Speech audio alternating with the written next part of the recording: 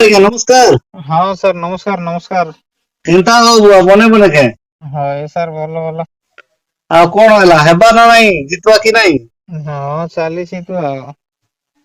କଣ ଆଜି ଗୋଟେ ରିପୋର୍ଟ ଶୁଣୁଥିଲି ଯେ 28ଟା କଣ ଭିତରେ 24ଟା ବିଜେଡି ଦେବ ବୋଲି କହୁଥିଲେ।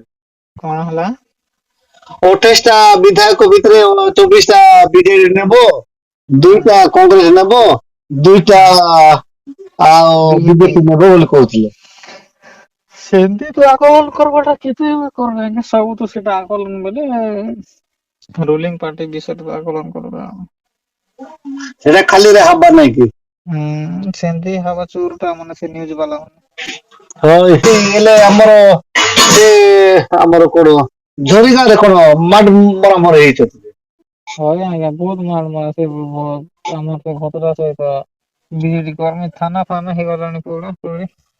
ଥାନାକୁ ତ କେସ୍ ଯାଇଛି ଯେ କିନ୍ତୁ ସେମିତି କରିବା କଥା ନାହିଁ ସେ ଫେର କାଣ୍ଡିଡେଟ କୁ କେମିତି ମାଲେ କଣ ପାଇଁ ମାଲେ କାଣ୍ଡିଡେଟ ତ ତାର ଅଧିକାର ଅଛି ବୁଲାବୁଲି କରି ଦେଖିବାର ସେମାନେ କାହିଁକି ହଉଛନ୍ତି ତାରା ପତି ପାଇନି। ସେ ଜିତିବ ଆଜ୍ଞା ବହୁତ ତାର ସେ ବି ଜିତିବ ଜଣେ ଲୋକ କଥା ଜିତା ଜିତି କରିବ ସେ।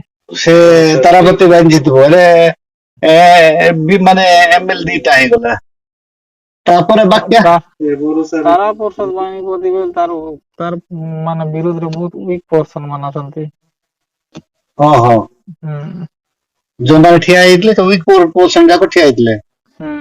ରବିନନ୍ଦନ ତାର ସ୍ତ୍ରୀ ଠିଆ ହେଇଥିଲେ ତାରପରେ ବିଜେପିରେ ଯୋଉ ଥରେ ହାରିଥିଲା ସେ ଠିଆ ଅଧିକ କରି ଆଉ। ହୁଁ ନହେଲେ ସେ ଦେଢ ଲକ୍ଷ ଚଷମା ରହିବ ଆକା। ରହିବ ବୋଧେ ତାର ବହୁତ ମାନେ ଲୋ ପର୍ସନ ମାନେ ସେମାନେ ଠିଆ ହଉଛନ୍ତି ତାର ବିରୋଧରେ। ନା ନା ହୁଁ ନାନା ପରା ଦେଇଛି ନା। ହଁ ନାନା କେ ନାନା କେ ହୁଁ ନାନା କେ ଭଲ ଅଛି ନାଇଁ କି? ସେ ଦବଦବା ଲୋକ ହୋମଗାର୍ଡ ଲୋକ। ହଁ ପଇସା ଥିଲେ ସବୁ ଦମ ଦବା। ଆଗ୍ରେ ଜଏନ କଲା ବିଜେପିରେ ବିଧାୟକ କରି ବିଜେପି ଛାଡିକରି କଂଗ୍ରେସ ଆସିଲା ନା।